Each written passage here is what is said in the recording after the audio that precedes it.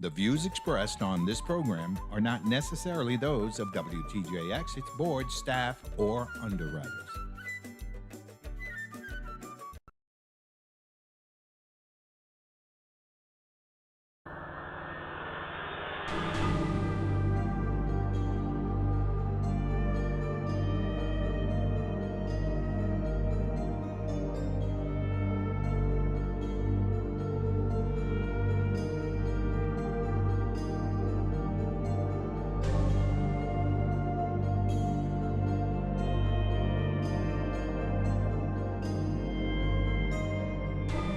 I'm Celia Carroll, and this is Virgin Islands Case Files, a show that highlights the stories of cold case victims to get you, the community, involved. This month marks the 5-year anniversary of a deadly hit and run that happened right here in Estate Tutu. It involves a 34-year-old war veteran who was making strides in his battle with PTSD when he was struck by a vehicle while crossing the street on his way to church. Here is the story of Sekani Bell. Sekani Bell is related to me as my firstborn. I have two boys, Sekani and Alan Roberts Jr. As a toddler, Sekani was very rambunctious. Sekani had this way about him that he's jumping from one chair to the next. Flipping back and forth, cartwheeling. He was such a bubbly child. As a young child, he just never kept still. He was into everything, a lot of sports. Every single sport under the sun. Even marbles, he was a beast at. You name it, he was a beast. My earliest memories of Sekani was just playing catch up, man. Just growing up with somebody who's good at everything, and that's who you try to be like. So, just running in the shadow, I guess. He was a people pleaser too all the time. He would do anything for anybody, anything. And he was always like that. From young, Sekani was like that. We always in the clowns together and, cheering parade. And we want to take a picture, but he want to show that he could split too. So that's what he doing in that picture right there. He doing a full split and making it look like it's nothing. Sekani was an overachiever. A's was coming from elementary.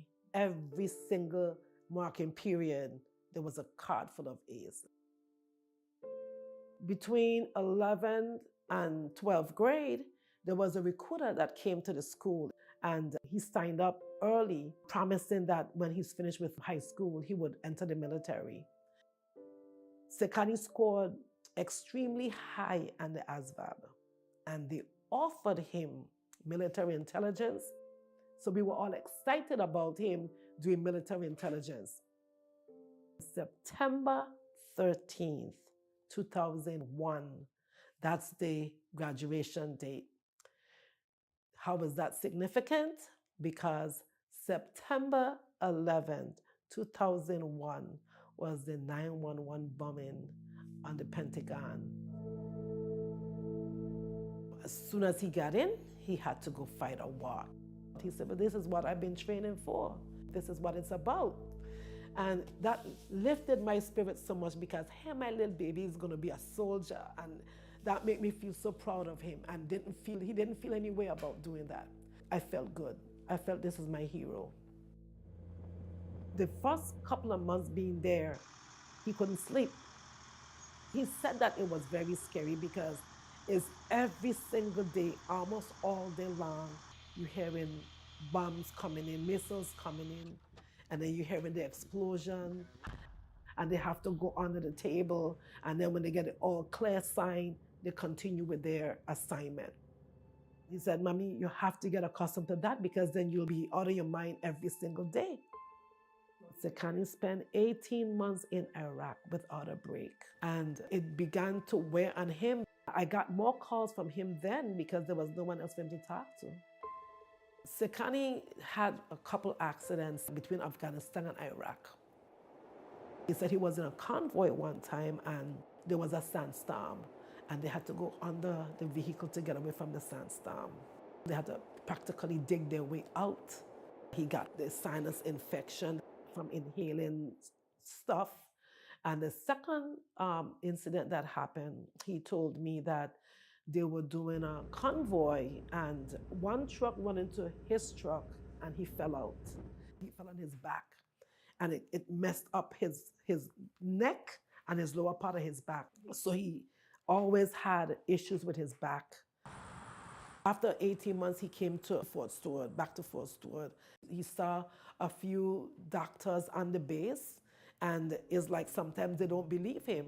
He would tell me sometimes in the morning he get up and he can't get out of bed.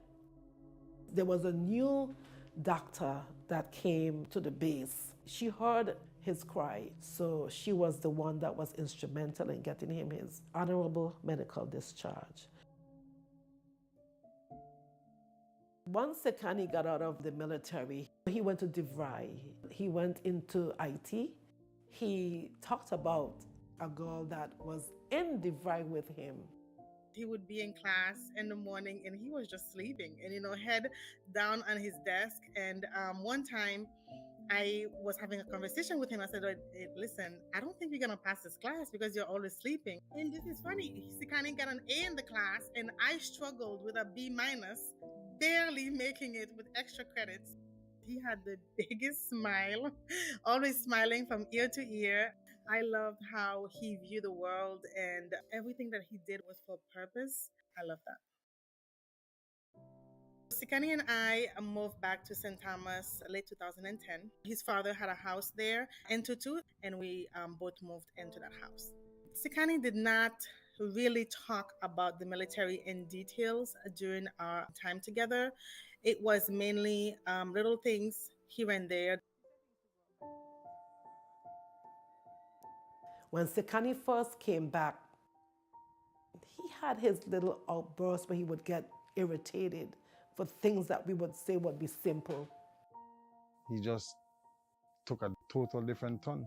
Regular stuff would sometimes trigger him to like he would behave like a little bit aggressive. His emotions spring out more than normal people would. You could just say one wrong thing and you can see the change in the facial expression. You could hear the voice start to elevate. You could hear the anger boiling. At first, we didn't understand what it was. What we now know as PTSD.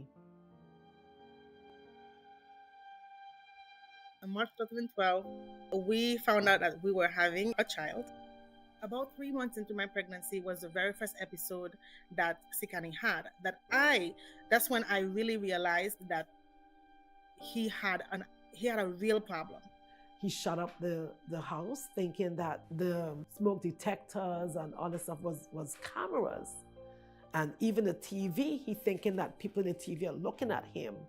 Shut up the TV, shut up the smoke detectors. I heard him saying that there's people in the house and that they need to come out because he's gonna keep shooting until they come out. I'm in the bathroom, of course, now. I'm scared. I'm trying to figure out what's happening. Police are there, SWAT team is there. They got the street closed off from one end to the other. The whole place is just shut down. And in my mind, my son left Iraq to come home to get killed from the police. I heard his grandmother call him, and then it's almost as if he jumped back to himself. He came out of the house and they tasered Sikani, and then they took him to the 5th floor. So they let him stay in a hospital to get mental health care. He was there for a while.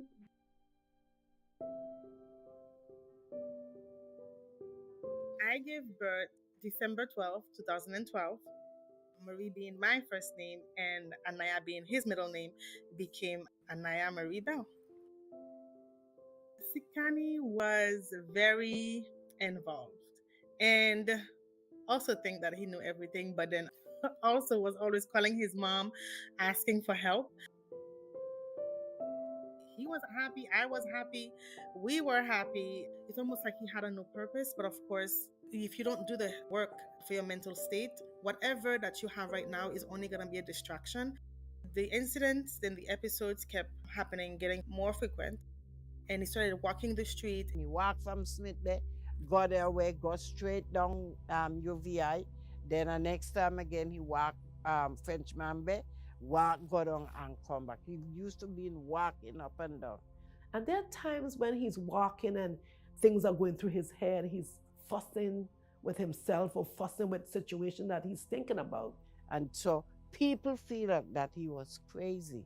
The terminology they use down here is paraman. It hurts because it's not his fault, you know? He did something for us as a people.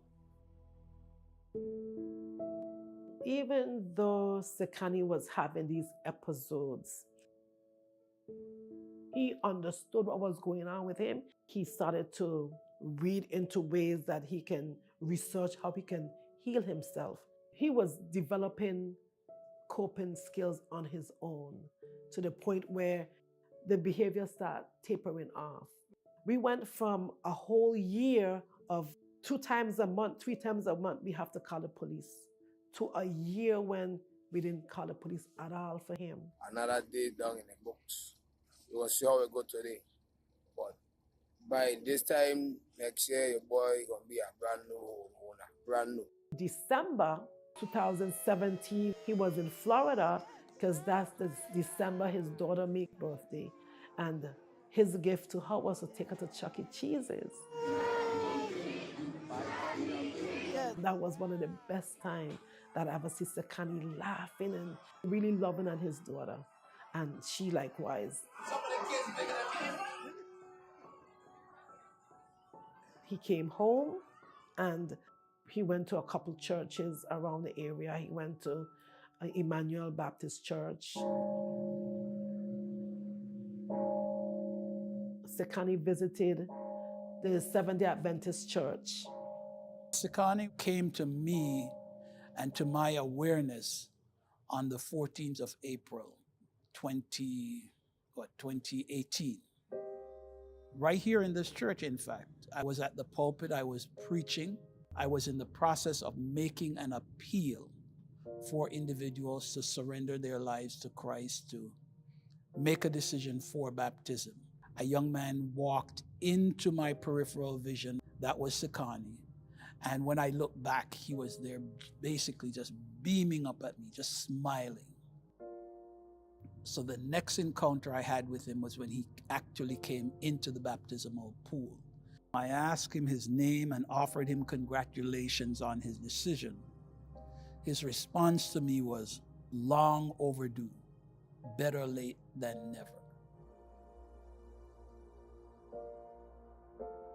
That stuck with me because neither of us knew that there was any prophetic overtones to that, but better late than never.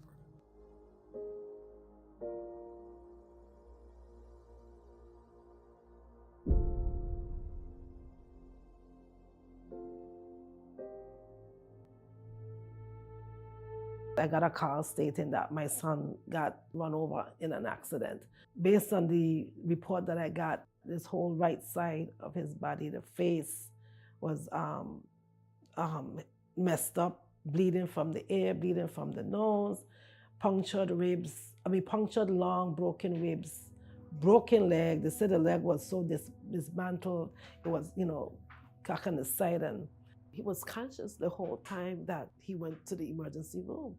When they put him in the machine for the CAT scan, the machine goes, and then it's counting, so it kind of imitated the noise that he heard in Iraq.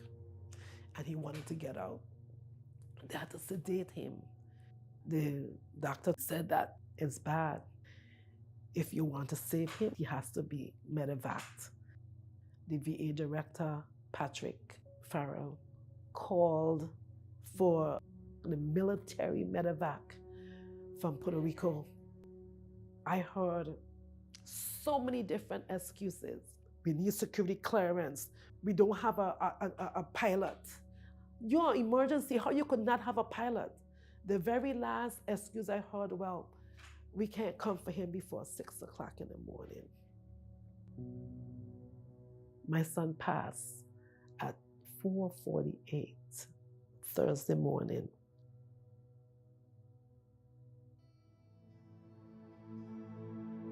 When Mr. Sekani Bell succumbed to his injuries, the case was turned over to the Traffic Investigation Bureau. It was then assigned to Officer Anne-Marie Charles.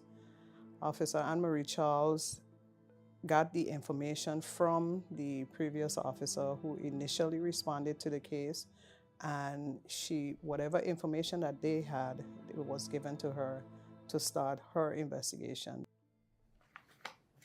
Based on my investigations, Mr. Bell was struck on April 18, 2018 on Rima Highway, just above the Four Wings Plaza by the fire station. So as you're going up the hill, the Curriculum Center would be on the left and the Seventh-day Church would be on the right. So in between the Curriculum Center and the Seventh-day Church is where the collision occurred. The call came in at 6:12 p.m. and the first officer arrived on scene at 6:21. There were two witnesses that were identified. One of the witnesses were actually driving a vehicle, and the other witness was standing across the street. So the witness that was driving the vehicle said that he was traveling up the hill. He saw Mr. Sekani Bell, and he stopped to let him cross the street. He said that when he was stopped in the roadway, he saw a vehicle traveling at a high rate of speed behind of him, coming to overtake his vehicle. He said that once the vehicle overtook his vehicle, it made contact with Mr. Sekani Bell, and when it attempted to come back into its proper lane, it then made contact with his vehicle. The other witness that was across the street said that she saw Mr. Sekani Bell walking alongside the roadway, saw when the vehicle stopped, and saw when the other vehicle then came up the road, overtook the truck, hit Mr. Sekani Bell, and took off with a high rate of speed continuing up the hill. At no point did any of the witnesses say that the other vehicle stopped. After it struck Mr. Sekani Bell, it just kept traveling up the hill. One of the witnesses said that it was a gray car. The other one said that it was a gray or a silver Honda or Acura with heavy tint. There was surveillance footage captured on a camera from the Seventh-day Church, and it basically showed the same thing that the witnesses said. The surveillance video was helpful in seeing actually what took place. However, being that it wasn't a close-up footage, it was hard to determine make, model, tag number of the vehicle. One of the witnesses did provide a tag number for the vehicle. That was the witness that was operating the vehicle that stopped for Mr. Sekani Bell. He stated that the vehicle that overtook him and struck his vehicle, as well as struck Mr. Sekani Bell, was license plate TCY 161. So I ran a query within the motor vehicle system and noticed that the license plate number that I was given when I entered it, it came back with another license plate number. I'm not sure why the license plate was changed. The license plate could have been changed for any numerous reasons. Someone can change a license plate because they lost plates. Someone could have changed license plate because they went to register the vehicle and needed two plates, so then they had to turn in one plate to get back two plates. Any number of reasons why the plate could have been changed. It didn't show the date in which it was changed. I was not privy to that information in reference to the time frame in which it was changed. I did make contact with the owner of that vehicle. It did prove that it was a silver vehicle. However, it was not a Honda or it was not a Acura. When I did make contact with the vehicle, I did also notice that there were no tint on the windows, as one of the witnesses did say that it was a heavily tinted vehicle that struck Mr. Bell. The owner of the alleged vehicle, he was interviewed. He was questioned. He stated that at the time of the collision that he was not in the area of Rima Highway. I have a copy of the police report. I requested a copy of this police report because I wanted to know exactly what kind of investigation was done. This police report says that Mr. He was the one that I witnessed the vehicle tag number TCY 161. After you hit my son and run my son down, you hit his vehicle. This is your tag number, TCY 161. We know from the license plate number who it was. It's father and son. The only thing that we don't know if it was father or son. The son cleaned off his Facebook page. He had locks, he had dreadlocks. The dreadlocks was cut and he was sent off the island. They pulled the father in for questioning, and I don't know what he told them. I want Department of Motor Vehicle to say when you change that license plate number and why. You can't now come back and say it was lost or stolen because you were the one who went in yourself and asked for it to be changed. Why? The detective said that she showed a picture of the car to the witnesses and they couldn't recognize, they wasn't sure it was the car. Well, my question, did you tell the witness that the license plate number was changed off the car? When I showed the witnesses the photos that I took of the vehicle, I would not have mentioned anything about any alterations. However, it would have had on that new tag. So the witnesses would have seen the entire vehicle to include the tag number that was on the vehicle. With the time that it took you to investigate this incident is enough time for them to make alterations to the car. Use your common sense. You can't go 3 weeks to a month after the case to ask if this is the same car when you didn't even tell them that car had the license plate number that they said. The way that I would have started my investigation, I wasn't afforded that opportunity because I wasn't given this case until Mr. Bell did succumb to his injuries. I was not able to go ahead and see if I could have possibly gotten more witnesses to this auto collision. So I can only go based on the two witnesses that we do have. And as I said before, the two witnesses could not positively identify the vehicle as the vehicle in question on that day. When we got the call, we did as much as we can. We spoke with the witnesses. Officer Charles spoke with the witnesses. We located the vehicle that bear that tag number that she gave, and the vehicle just didn't, it was not identified as a vehicle that could have been involved in the situation. We are still welcome to any information that can be given.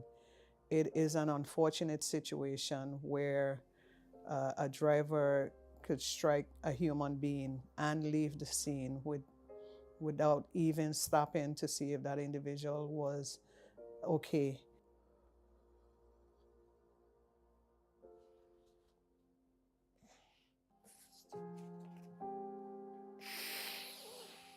It's too long, 5 years.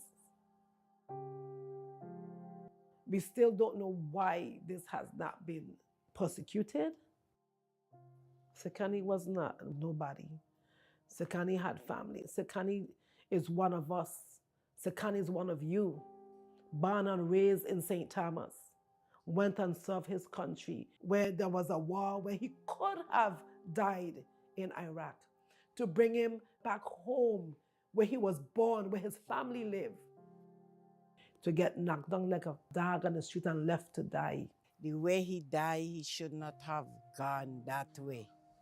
And unto this day, after 5 years, it's affecting me. It's hurtful losing him, but hey, I know when God ready for somebody, he just take them. Not like this, though. That day was a hurtful time for me, and I tried to move by it and just remember the good times with my brother. The first thought I had when I heard Sikani passed away was Anaya.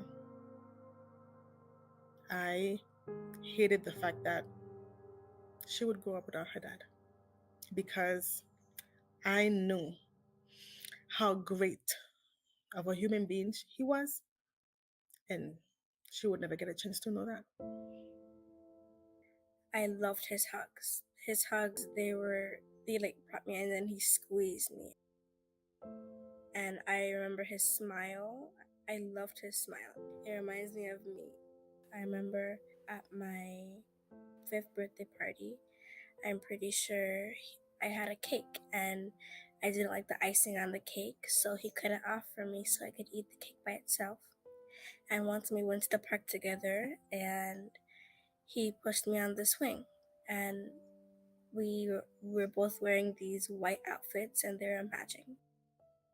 For times like Father's Day, or like bring your dad to school day, or like when I go around my cousin, they see them with their dad and I'm just like, I don't have mine.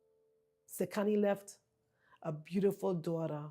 You deprived him of having a lifetime of memories with his one daughter. Justice for me at this point will be just coming forward and admit that you did something and be remorseful for what you did. We believe that there's somebody who thought that this had gone, that at this point should feel the need to come forward and let the police officers do what they neglected to do 5 years ago. Help them help themselves. Help us heal. The fatal hit and run was reported at 6:12 p.m. April 18, 2018. It happened on Rima Highway near the Tutu fire station. Sekani was crossing the street between the Curriculum Center and the Seventh-day Adventist Church when he was struck by a car that witnesses describe as gray or silver. If you have any information on this case, please call Crime Stoppers right now at 1-800-222-TIPS. You can remain anonymous and you may be eligible for cash reward. Let us break the silence once and for all and work together to build a safer community. I'm Celia Carroll, and as always, thank you for watching.